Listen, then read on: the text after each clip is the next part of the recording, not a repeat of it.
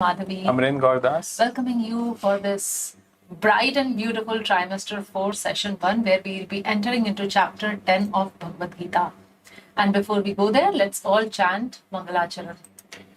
Om Ajnanatirmirandasya Jnananjana Shalakaya Chakshurunmilitam Yena Tasmai Shri Gurave Namaha.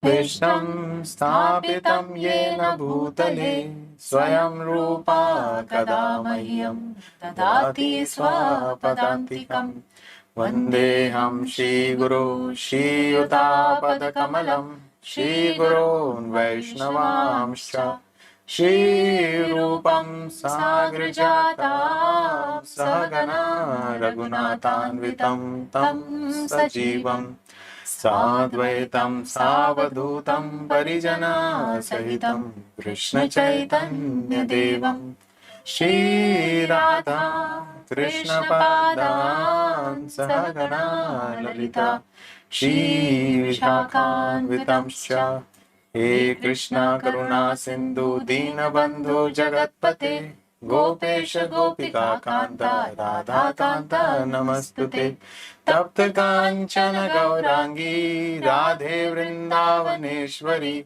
Vrishabhanu Sute Devi Pranamami Hari Priye Vancha Kalpatarubhyascha Kripa Sindhu Bhayevacha Patitanam Pavanebhyo Vaishnavebhyo Namo Namaha Shri Krishna Chaitanya Prabhu Nityananda Shri Advaita Gadadhar Shivasadi Gaura Bhakta Vrinda Hare Krishna, Krishna Krishna Hare Hare Hare Rama, Rama Rama Hare Hare Namo Vishnu Padaya Krishna Pristhaya Bhutale Srimate Bhakti Vedanta Swami Niti Namine Namaste Saraswate Deve Gauravani Pracharine Nirvishesha Shunyavadi Paschatya Deshatarine Mukam Karoti Vachalam Pangum Langayate Girim Yakripatam Ham Vande Shri Guru Dinataranam Paramanandam Madhavam Shri Chaitanya Ishwaram.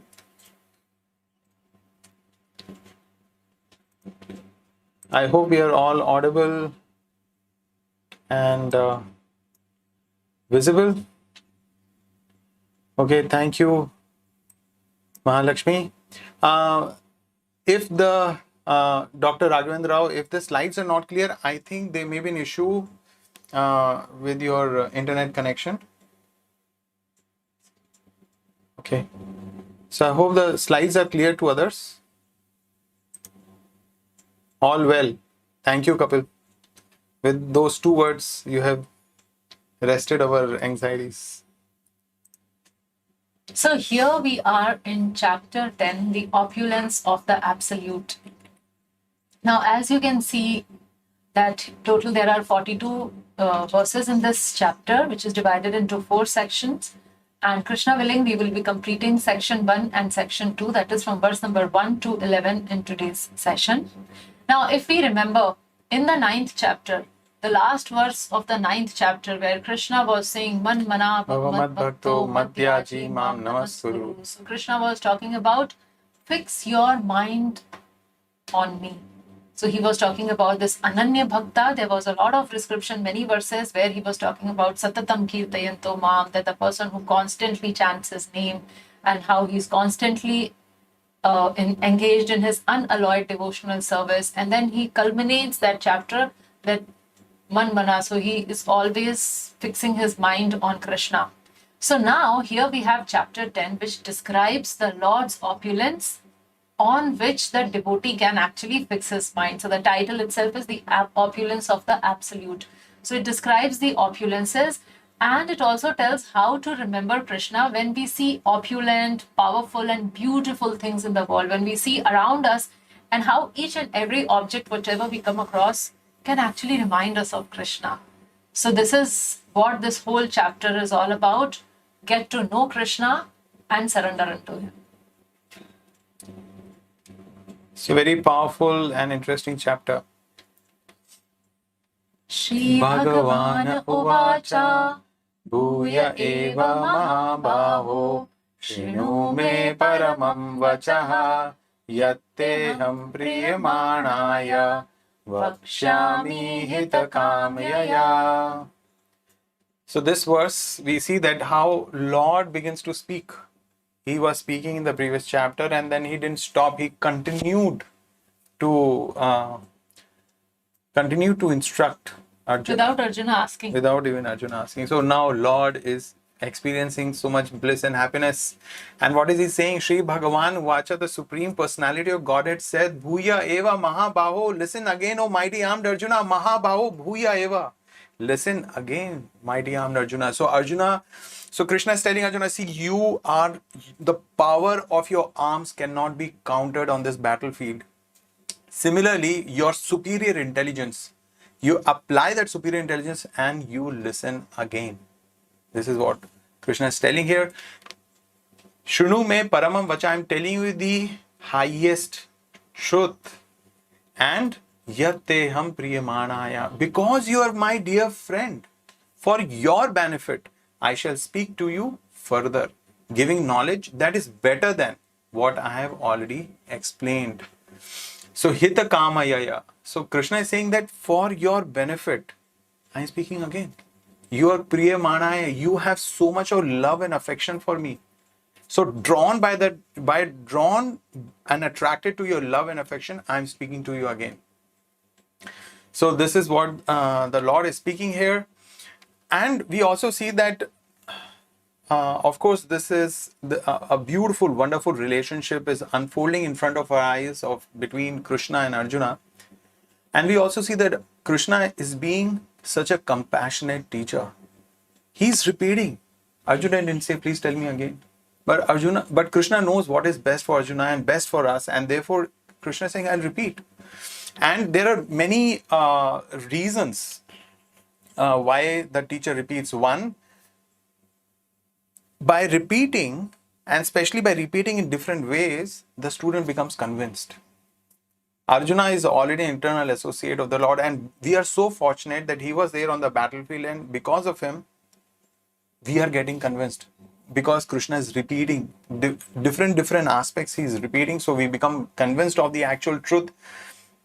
And also, unfortunately, we have gone through so many verses of Bhagavad Gita and so many chapters of Bhagavad Gita. How much do we feel ourselves surrendered to God?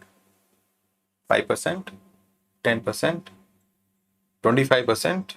How do we measure how much we are surrendered? How much we are willing to follow Krishna's instructions? And how many rounds we are chanting? How many rounds we are chanting? And how many of us are joining in the morning session, Japa session? Japa session, and how much are we eager? We are eagerly reading Bhagavad Gita as it is. How much we are eagerly attending these sessions. If there is a doubt, we revisit and we attend again so that we are clear of those doubts. So, because we do not immediately surrender, Krishna repeats. And therefore, you will also find that at times Prabhupada purposes, you will find certain aspects and points that Prabhupada repeatedly repeats across the purports. So Krishna is repeating these instructions so that we understand the actual truth and we surrender unto him. So this human form of life is meant to hear, to understand, and not to have the attitude of cats and dogs where we don't really care for what is Krishna is saying. So there are, as I was explaining earlier, there are three kinds of people: fortunate, unfortunate, and most unfortunate. Fortunate are those who hear from Krishna, understand, surrender. They are fortunate. Unfortunate people, they do not know. Most unfortunate people are those who know, but who don't act on that knowledge. So they are the most unfortunate. So why is Krishna giving this knowledge to Arjuna? Because Arjuna is Krishna's dear friend, Priyamanaya. And what is the knowledge? What is the nature of this knowledge? Supreme knowledge. Paramam Vacha. Krishna is saying Paramam Vacha. This is the highest truth that I am giving you. And highest truth is beneficial for all. And what is the process of acquiring? So this point also we see that this point is also repeated again and again, that this knowledge has to be heard. It has to be received. We cannot gain this knowledge of God on our own, using our senses. We cannot gain this knowledge. We have to receive this knowledge from a higher source, from God Himself, from scriptures, from devotees, from bona fide teachers and acharyas. So we have to hear, we have to acquire or receive this knowledge from them. Otherwise, it is not possible to receive this knowledge. And knowledge of God can be given only by God. And of course, it's devotee in scriptures. On our own, we cannot, because we are imperfect. Our senses are imperfect. Our minds are limited. Our intelligence is limited. On our own, it is not possible. Easy way to increase devotion. Hear about Krishna in association of devotees. So the emphasis on hearing. So when we connect with devotees, when we hear from devotees, and then we understand more and more about Krishna. And as Prabhu was telling, that Krishna is saying, listen carefully. I am going to tell you. Again, he's saying, okay, Arjun, listen carefully. So actually, Arjun is a perfect soul. He knows everything. It is for us that Krishna has to repeat that those of us, okay, you did not understand in second chapter, there's a third chapter, not third, fourth chapter. Doing like this, Krishna has come to the 10th chapter. And still he's saying that listen attentively. So the whole process is about listening or hearing Krishna Katha in the association of devotees. And if we listen to Krishna deeply and very attentively, then what will happen is surrender will naturally come. We will naturally surrender to Krishna. Name vidu sura ganaha prabhavam nama harshayaha aham adirhi devanam maharishinam cha sarvashah. Neither the hosts of demigod nor the great sages know my origin or opulences, for in every respect I am the source of the demigods and sages. So Krishna is talking here about Aham Adi Hi Devanam. He is the original. He is the first one. He is the beginning. He is the source. So Krishna has expanded into Vishnu Tattva. Krishna has expanded into Jiva Tattva, or the living entities, Shakti Tattva. So everything, whatever living we see around us, original source is Krishna. And Krishna here specifically talking about neither the hosts of demigods nor great sages know my origin or opulences. Why? Because they have all come from Krishna. So they cannot have complete knowledge about the origin or about the opulences of Krishna. Prabhupada gives a beautiful analogy there, that just like how the son, he does not know in detail about the origin of his own parents or his father. Why? Because he was not there at that time. So how can he has that knowledge? So similarly, Krishna is the source of everything.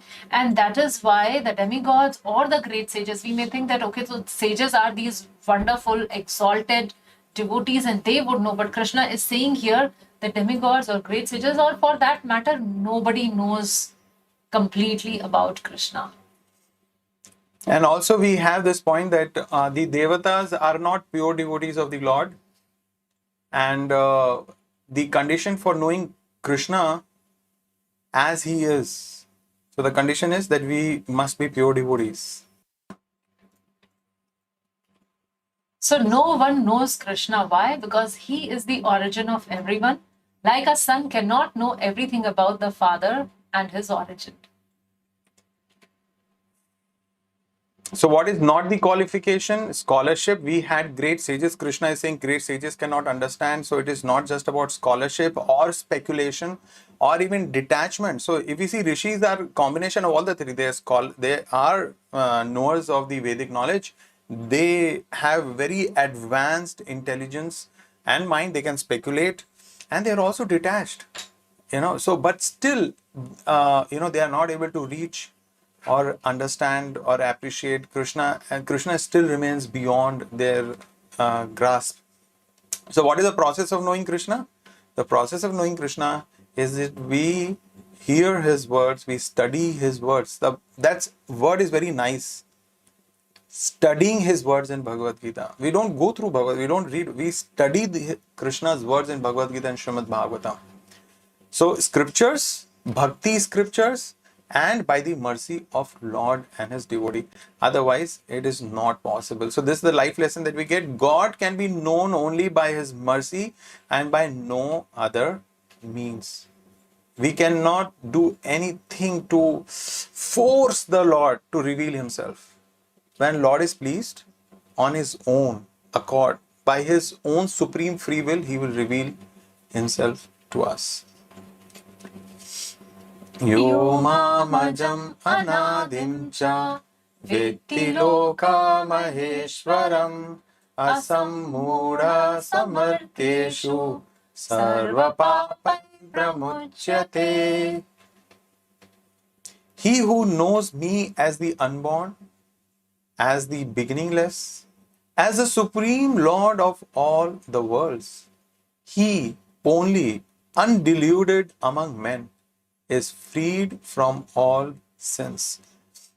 So Krishna is making very interesting point. He is saying, Yo mam ajam anadim cha. So one who knows ajam, that I am unborn, anadim, I have no beginning.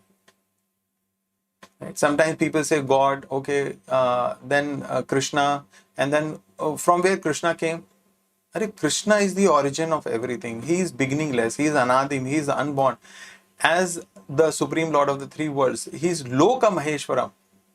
All the different planetary systems within this universe, all the other universes, the material world and the spiritual world, who is the master? Maha Ishwar. Who is the great Lord of all of these? Krishna. So this is what Krishna is saying. So one who knows that I am Ajam, Anadim, I am unborn, beginningless, I am the supreme Lord of all the worlds. What is the result? What happens to such a person? He sarva papai pramuchyate. He is freed from all sinful reactions. So this is the result of understanding Krishna properly. So, there are so many people who find it very difficult. And Krishna is explaining that here, that although I am driving a chariot, Arjuna, but I am the great controller of all the planets. Although I have taken birth from Vasudeva and Devaki, yet I am unborn.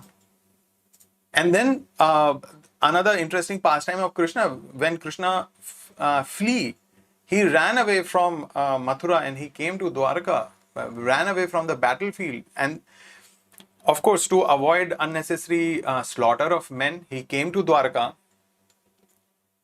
But he is the one who is a great controller of time, in whose sphere the time moves forward. Right? So such a person, although all these contradictory qualities reside in him, so one who knows these contradictions can simultaneously be in the Lord, that person is freed from sins. So understanding that Krishna is unborn, he is beginningless, he is supreme Lord of all worlds, simultaneously all the contradictions can simultaneously reside in the supreme Lord, it gives us freedom from all the sins, which means we become so purified. So this is the result of knowing Krishna. And in shloka number 4 and 5, Krishna is actually talking about how he is the source of all various type of qualities also. So he says here, intelligence, knowledge, freedom from doubt and delusion, forgiveness, truthfulness, control of the senses, control of the mind, happiness and distress, birth, death, fear, fearlessness, non-violence, equanimity, satisfaction, austerity, charity, fame, and infamy. All these various qualities of living beings are created by me alone. So in these two verses, actually, Krishna talks about 19 astounding qualities.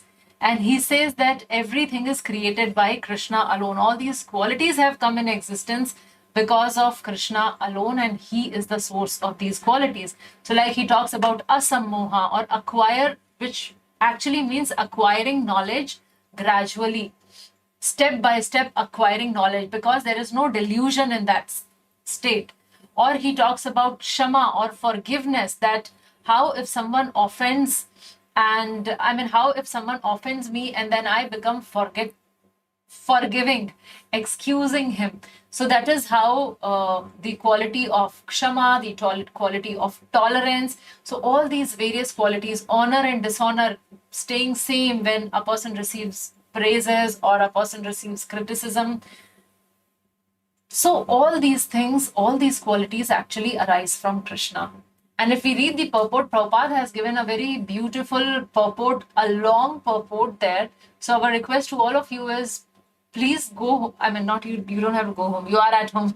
Okay, so please, after the session, go through the purport of this shloka 4 and 5.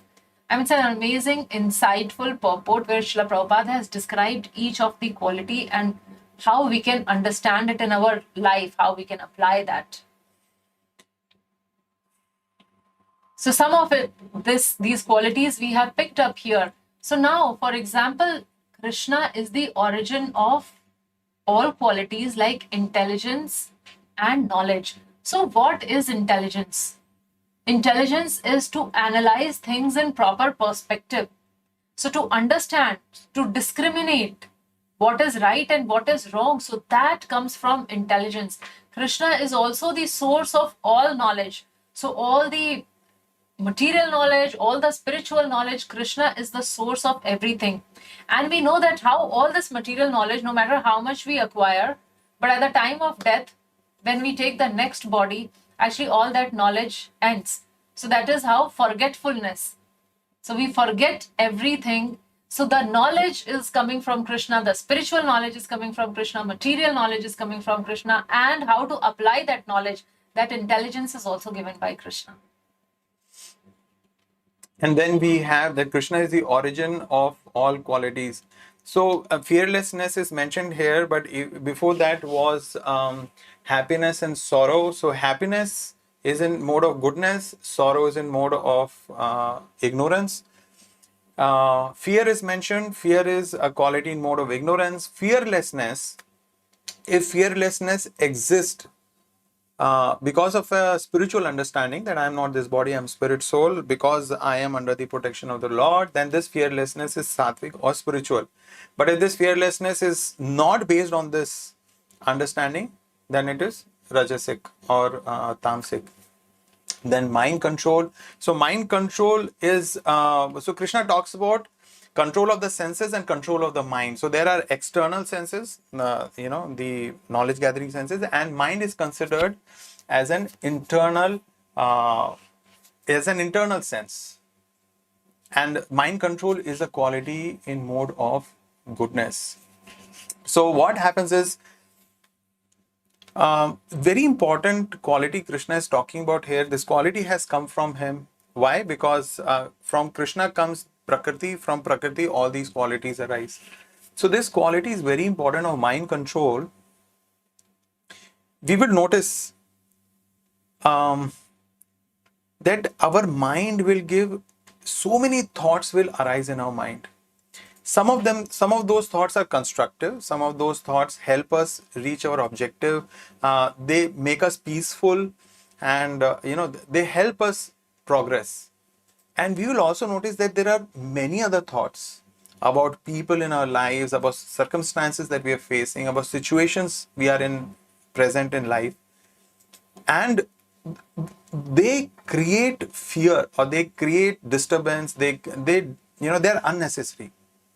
If we actually logically analyze, many of those thoughts are unnecessary. So mind control practically would mean that we neglect those thoughts. We just let those thoughts go away. We don't meditate on those thoughts. We don't extrapolate those thoughts. We don't think more about those thoughts, but we let them go away. Right? So that's how we restrain our mind from unnecessary thinking. Many people have this challenge, unnecessary thinking and worrying and like that. So Actually, talking a little bit about fearlessness and mind control. So actually, somehow, unless we have this this ingrained in our value system about firm faith in God, one cannot become fearless. Like, for example, these days now, the younger generation, especially, moving away from God, and the parents are not aware. So, what would they teach their kids that how to be God conscious? So, what happens in their life as they grow up? And then there is some problem because it is bound to happen. We are in material world, so one or the other problem keeps coming. Now, in a situation, let's say if the child goes out of the home, staying in a hostel, some problem is there, parents are not there immediately to help, no support system is not there. And in that situation, when there is no support system, and he does not know God, he does not believe in God because he was never taught about God. So he would be so fearful as whom to reach out. So in such situation, when your child is all alone, and if he has God in his life, he would never be alone. He would always pray to God, and he would get this fearlessness from that fact that God is there and he would answer my prayers. He is listening. He is doing what is good for me, and whatever is happening in my life, it is his perfect arrangement. So if we train our children in that manner, then these increasing suicide rates and other problems would not happen. All this happens because a person gets so overwhelmed with life and he does not know where to seek help from. Similarly, mind control, when we start judging the things or discriminating things based on what is favorable and what is unfavorable for my Krishna consciousness, automatically we will start picking up things which are favorable for our devotional life. And that would again happen when we have been imparted proper education, proper spiritual education. Unfortunately, again, the schools and colleges, most of them, they do not give any spiritual education. But it is so important for us to build a proper character. Otherwise, people become so selfish and they just live life on a very, very animalistic platform. So how can I control my mind, or how can I control my thought? For that, first I have to be convinced that I should control my thought. So that conviction happens when we believe in God. So neither they have that understanding that we should control the thoughts, nor they have a reason to control. There's no need. There's no need or reason. Yeah. Live life king size. Just do it. Whatever you want, just do it. So that is the mantra. So then where's the point of mind control? Then other quality, equanimity and satisfaction. So again, equanimity or freedom from attachment and aversion. So one is sama. So whatever life is giving, a person is neither very attached that if something goes away from us and we feel very sad, nor we hate something so much that if such a situation arises and we don't know how to deal with it. So that equanimity is there. Again, it arises. I mean, all these are spiritual qualities actually. So all these arises when we actually have a understanding that I am a soul. And so are all the other people who are there in my life. And I am part and parcel of Krishna, and so is everyone else around me. So then I would have that platform of equanimity. And then we have tushti, satisfaction. Again, a very rare quality these days. We are dissatisfied practically with everything. Are we? How many of us? I don't know. We can check. How many are satisfied with our salaries? How many of us are satisfied with our spouse? Satisfied with how our children are growing up? Or satisfied with parents? Or satisfied with the children's education? Or satisfied with the government? Or satisfied with the movie that you watched? So, I mean, if you come to that point, then we will notice that everywhere, almost, everything falls a little short. Somewhere more, somewhere less, falls short of our expectations. Probably the problem is with me. So satisfaction here means that I am contented with what Lord has ordained. Whatever is my quota that will come to me, I'll accept that. Whether more or whether less, I am satisfied with whatever Lord has arranged for me. For one who engages in the devotional service of the Supreme Lord, all the good qualities develop automatically from within as arranged by the Supreme Lord. So as we saw that how, unless we bring spirituality, these qualities are very artificial still. So unless Krishna is in the center, it is very difficult. And we bring Krishna and everything develops automatically, because the teachings are like that if we believe the fundamental, the foundation is so strong that automatically it makes a person satisfied, or equanimity, or all those qualities arise automatically. Maharshaya sapta purve chatvaro manavastata madbhava manasa jata yesham loka ima prajaha. The 7 great sages, and before them the 4 other great sages and the Manus, progenitors of mankind, come from me, born from my mind, and all the living beings populating the various planets descend from them. So Krishna is mentioning here that how he is the source of all. So why? Because first he talks about that, the seven great sages. So like Bhrigu, Marichi, Atri, Pulatsya, Pulaha, Kritav, Vashishta. So all these seven great sages, they appear from Krishna is the source. So he's mentioning that.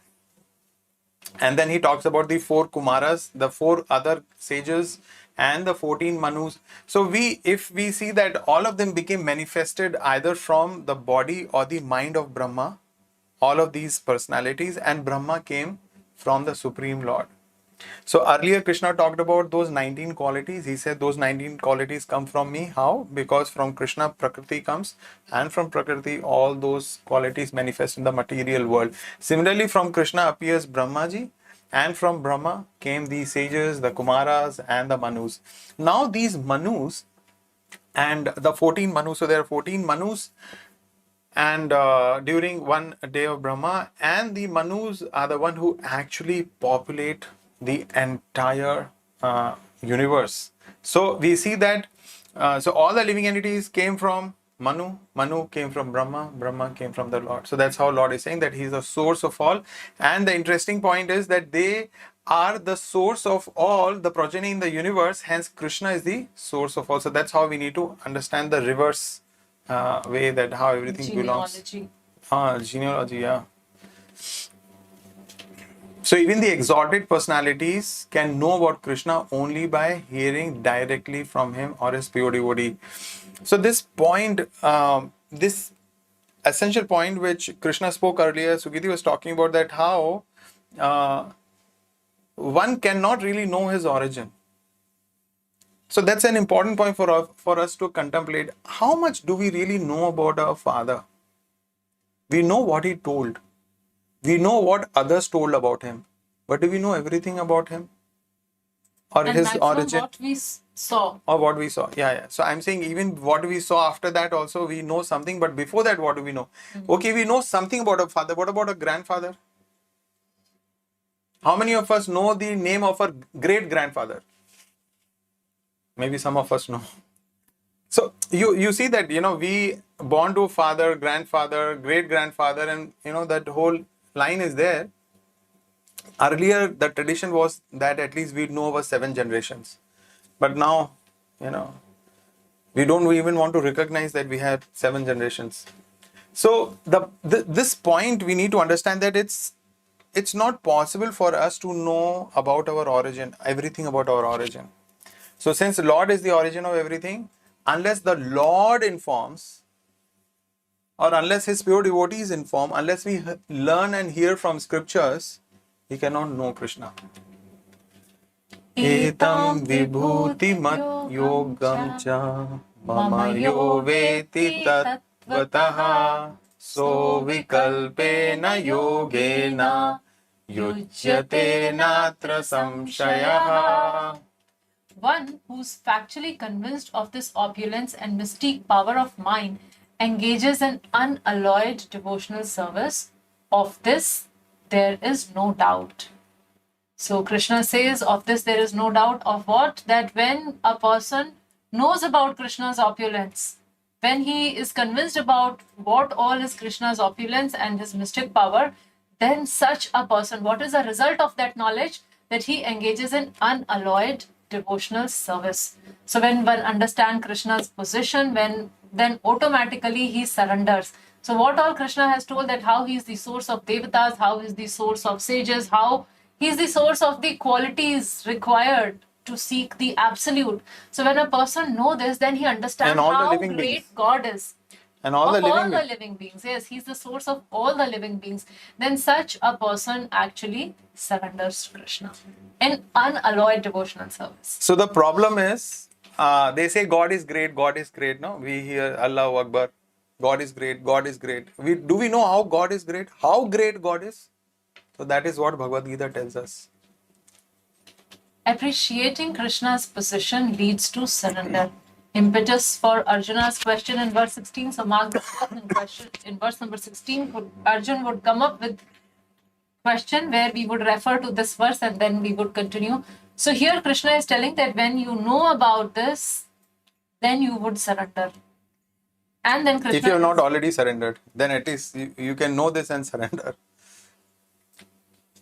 And then let's enter into the next section, the essence of Bhagavad Gita. So these 4 verses are the Chatur-shloki of Bhagavad Gita.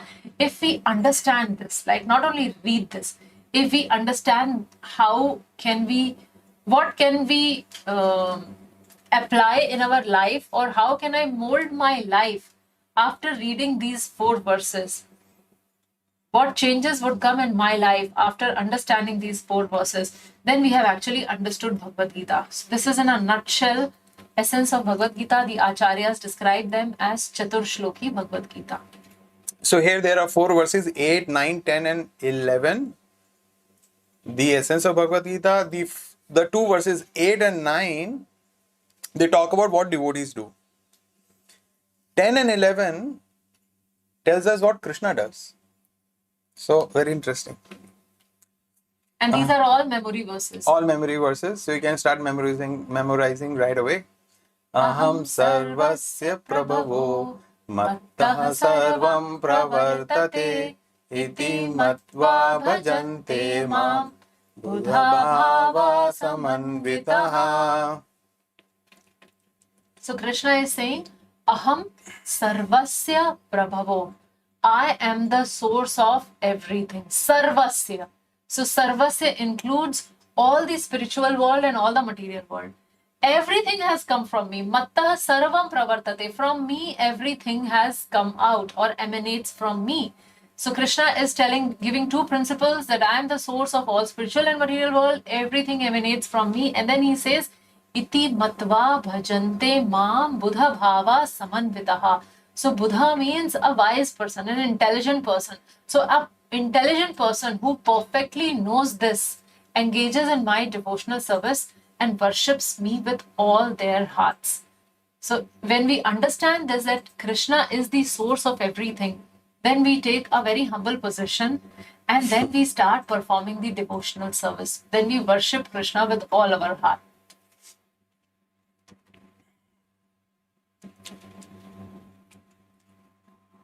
So Krishna's opulences, he is the source of material and spiritual world. So we don't really have to look at any other god. We don't really have to look at any other devata, any other personality. This verse, Krishna is declaring, I am the Supreme Lord. So Krishna, these are Krishna's words. He is making this very, very clear statement. If we go and do research about other devatas, about other gods, from bona fide scriptures, we will not find such a statement being spoken by them.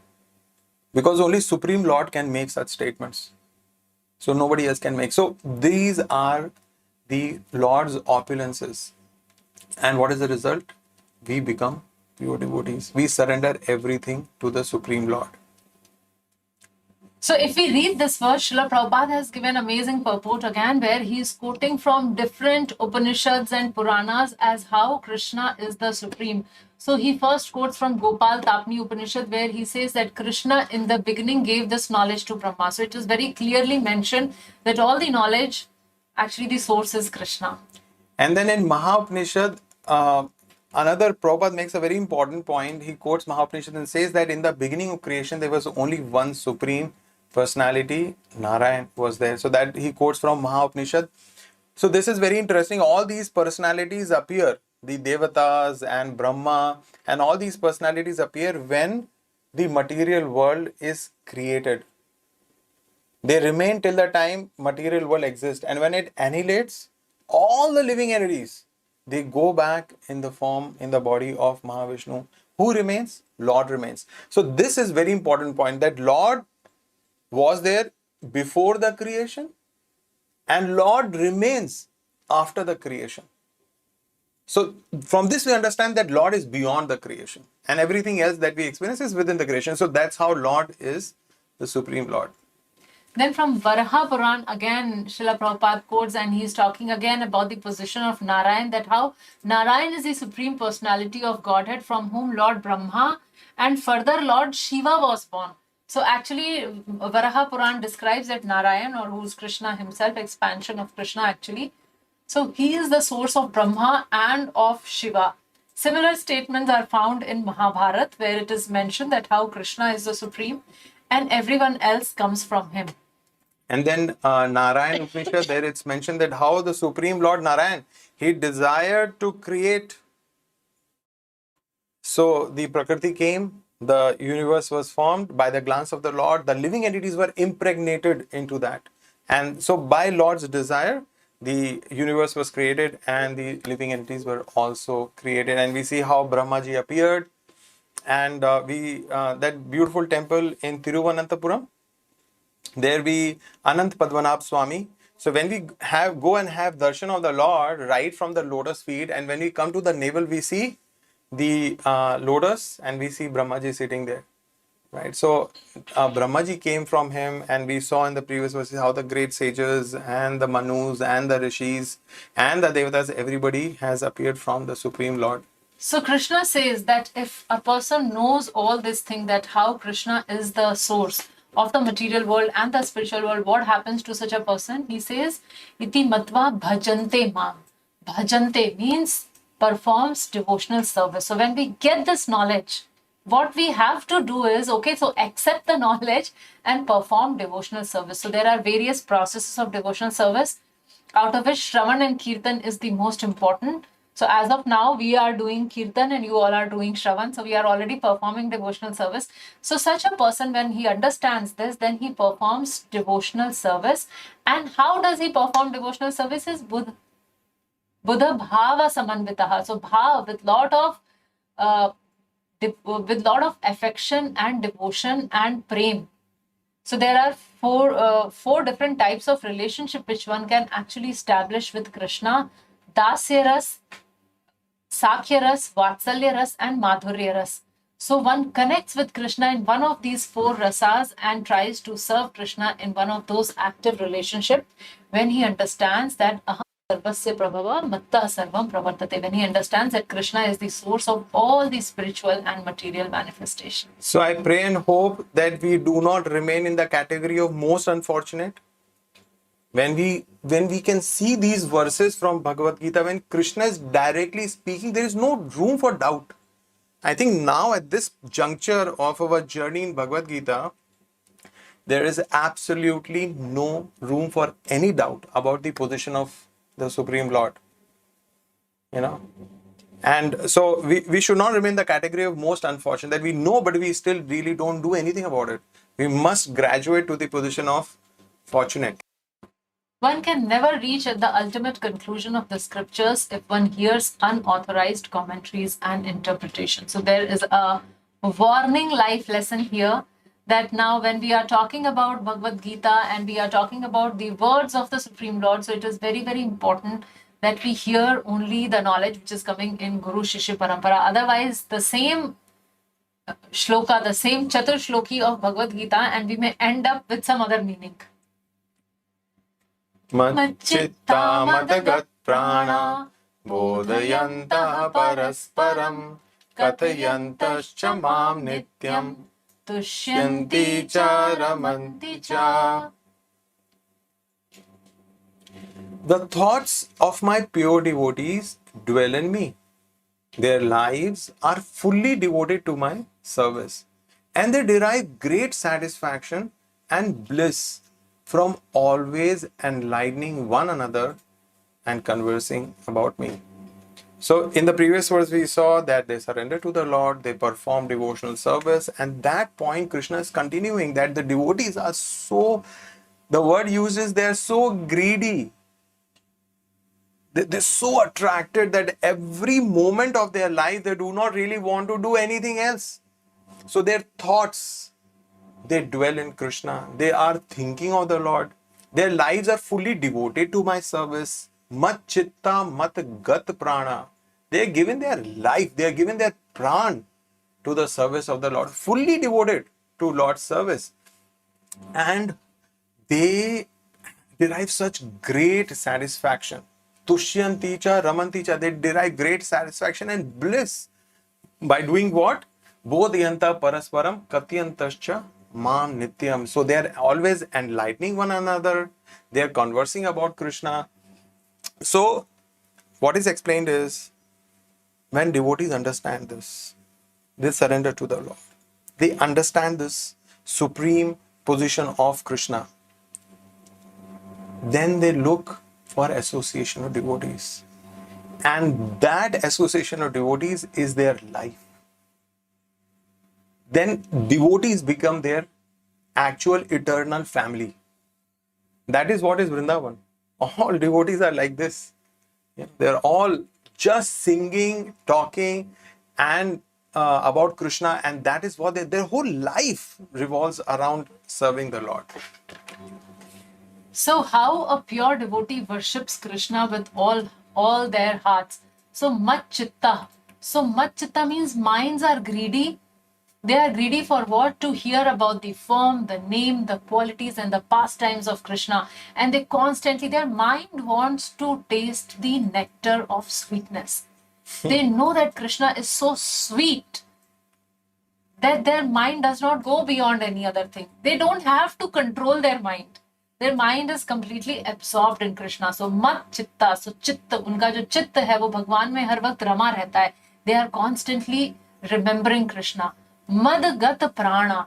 So gat prana. So now they are unable to maintain their lives without Krishna. They come to such an extent that they think that without Krishna, I have no purpose to live. My life is meaningless. So what they do is they dedicate their life to Krishna. Now, we have lived so many lives before, like lifetime after lifetime, lifetime after lifetime. This is just one lifetime which we have got out of eternity. We have been changing bodies. We have been changing human bodies after also many, many times. And this is just one lifetime. And Srila Prabhupada would say that dedicate at least this one life to Krishna. Give this one life. One life to Krishna. Yeah. So these devotees who are the pure devotees, what happens to them? They surrender. Surrender means that they make Krishna their lifeline. So Krishna becomes their pranadhan. They do everything to follow the instructions of Krishna. They do everything, anything and everything just for the pleasure of Krishna. They do not doubt Krishna's words and they do everything to fulfill that. So madgat prana. And then third thing is bodhayanta. So bodhayanta refers to explaining each other about the various types of bhakti and discussing this process of bhakti yoga. So they discuss Krishna. And when one is talking, all the others sit and listen about Krishna. So what is happening here is bodhayanta refers to Shravanam. So as I was telling, the two key ways of performing devotional service is Shravanam and Kirtanam. So their mind is absorbed in Krishna, and when they find another devotee, they hear about Krishna. They are eager to hear. So they hear about Krishna. And Kathayantaha. So Kathayantaha refers to Kirtanam, or कथा करते हैं, भगवान की कथा करते हैं. They basically talk about Krishna. They glorify Krishna. So that is Kirtan. So these pure devotees are constantly absorbed in Shravanam and Kirtanam. And of these activities, what is the result? Tushyanti cha ramanti cha. So tushyanti means they are satisfied. What they are satisfied of? So they may have just started their journey in Krishna consciousness. Maybe they have just completed Gita Made Easy and 9 chapters of Bhagavad Gita, but then they are very, very satisfied with whatever services they are doing, that they have established a small altar at their home and they offer an arati to the Lord. They offer some little offering, they cook for the deities, they offer it to them. They give some portion of their salary for the Krishna conscious cause. So that way they are performing some services, and these services gives them so much of satisfaction that they feel completely satisfied. So they may not be very opulent. It is not that their life is trouble-free, but yet they are satisfied. Why? Because they know that they are under shelter of Krishna. So they know that they are no longer orphan, that Krishna is the Nath. So they are Sanath, they are not Anath. So that feeling gives them satisfaction. And Ramanticha, so what do they enjoy? So they enjoy thinking that in future, that time would come. They have faith in words of Srila Prabhupada and Bhagavad Gita. So that will get closer to Krishna, that I am constantly engaged in the service of Krishna, that I will be united with Krishna in Golok Vrindavan. So that thought gives them so much of happiness. So this is what happens to the pure devotee. So this pure devotee which is described here is actually the devotee from Vrindavan, like how their consciousness is constantly absorbed in Krishna. Krishna is their life and soul, and they are just, the whole life goes in discussing and hearing about Krishna, and that is how they are completely satisfied and they are in pure bliss.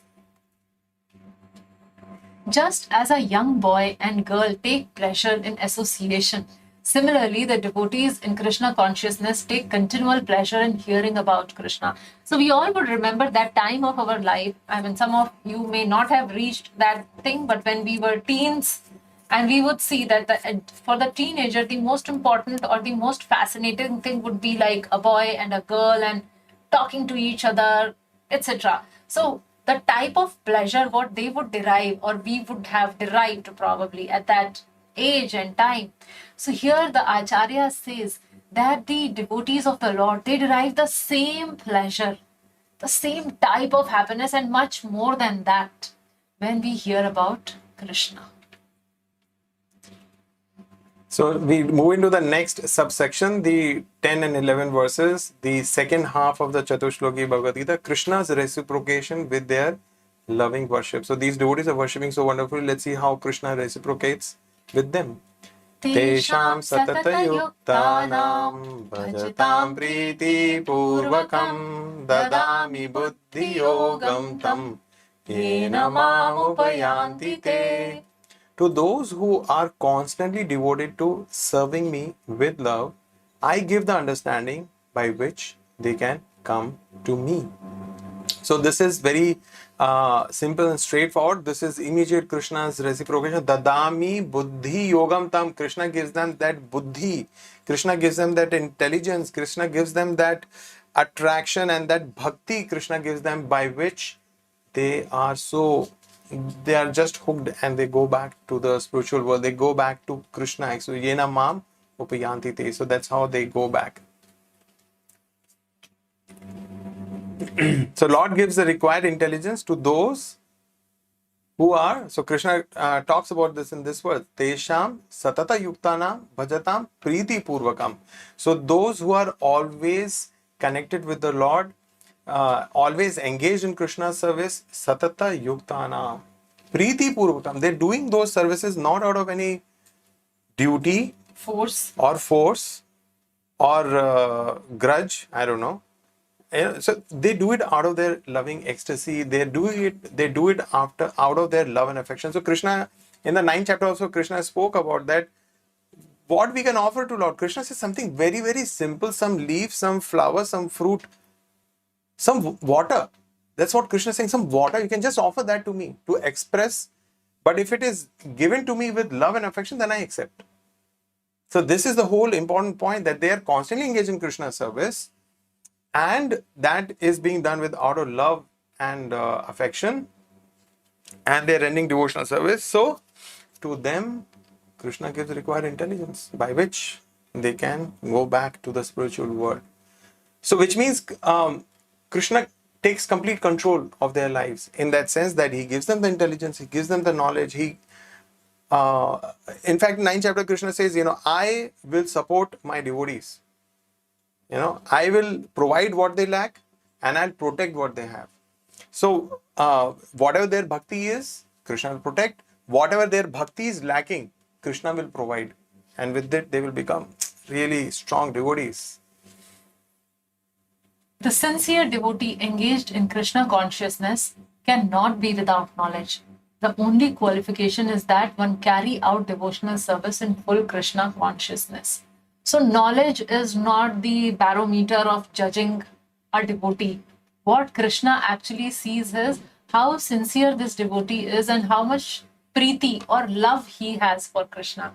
So if we are serving out of love and not out of force or not out of any other obligatory, like an obligatory duty, like because it is a it's a family thing, it's a family ritual that I must perform Aarti on Janmashtami or whatever. Not out of that, but out of natural love. So to such people, Krishna actually provides the knowledge. And we also understand that from this, we also understand that devotees can never be without knowledge. They may appear to be, like the devotees in Vrindavan. They are very, very knowledgeable. They may they may appear like ordinary cowherd boys or ordinary cowherd girls. But if you read Srimad Bhagavatam and wherever we carefully listen to them speak, they are they know the Vedic knowledge. So a sincere devotee, if one is sincere, then he would always have proper scriptural knowledge. A devotee is never devoid of that. And that is what Krishna is saying, that I give them that knowledge. Teshamevanukampartam aham ajnanajam tamaha nashyami atma bhavasto jnanadipena vasvata. Another very beautiful verse here. So Krishna is talking about, we can see the special mercy of the Lord flowing in these two verses, verse number 10 and 11. Here Krishna is saying, Jnana Deepena Bhasvata. Jnana Deepena means Jnana ka deep, shining lamp of knowledge. So Krishna brings that shining lamp of knowledge for what? Nashyami Atma Bhavasto, to do the nash or to destroy the ignorance. So whatever darkness is there, whatever ignorance is there, Krishna destroys by bringing that shining lamp of knowledge. So in the previous verse, he was saying, Dadami Buddhi Yogam Tam, I give that intelligence. And carrying forward from that verse, here Krishna says, to show them special mercy. Now, who are they whom Krishna is showing this special mercy? Krishna has already mentioned again in the previous verse, Sadatam, sorry, what was that?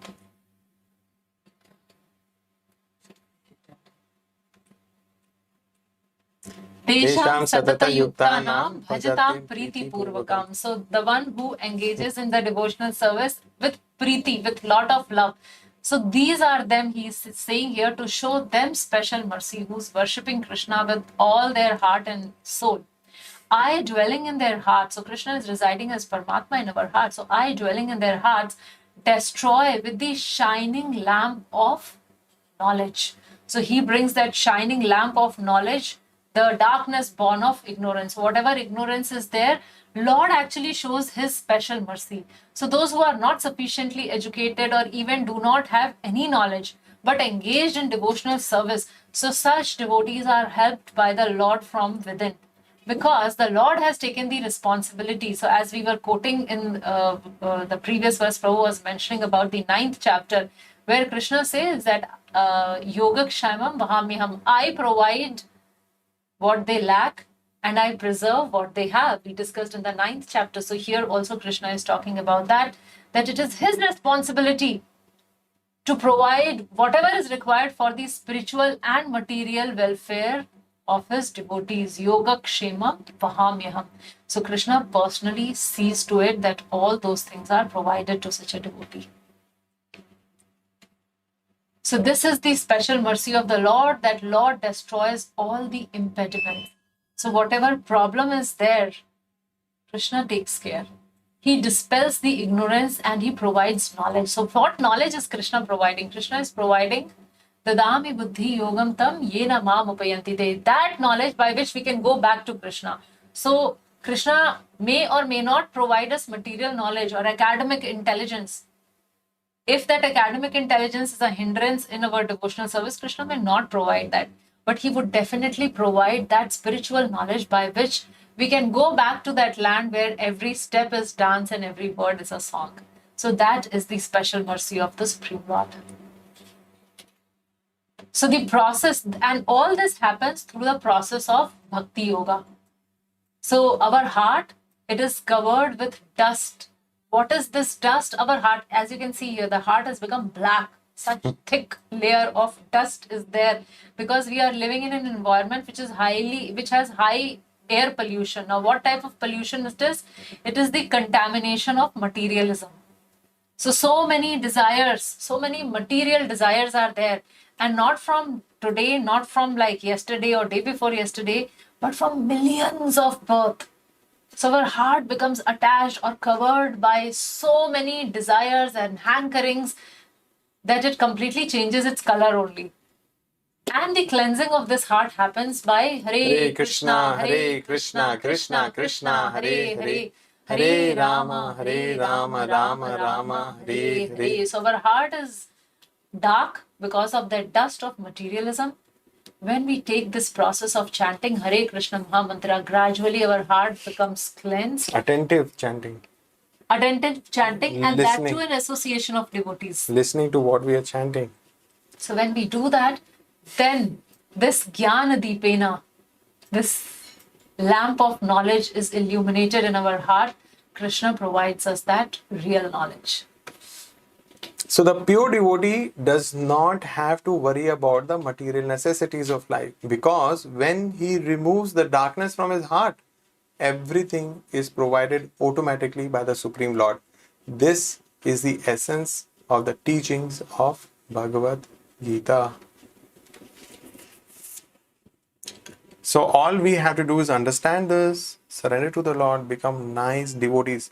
Nice means we sincerely and seriously put in deliberate effort to become a devotee.